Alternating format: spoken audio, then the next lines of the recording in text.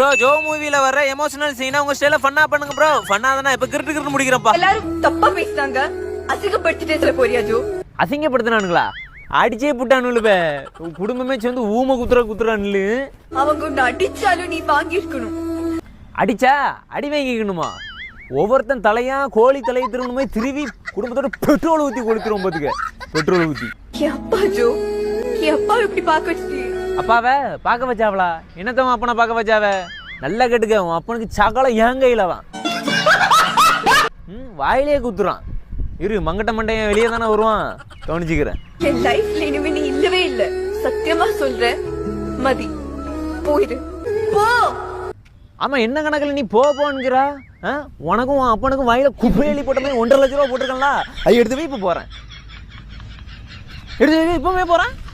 போயிடாத ஜோ. அப்படி வா வலிக்கு ஒண்ணு போடுவோம் பாத்துக்க.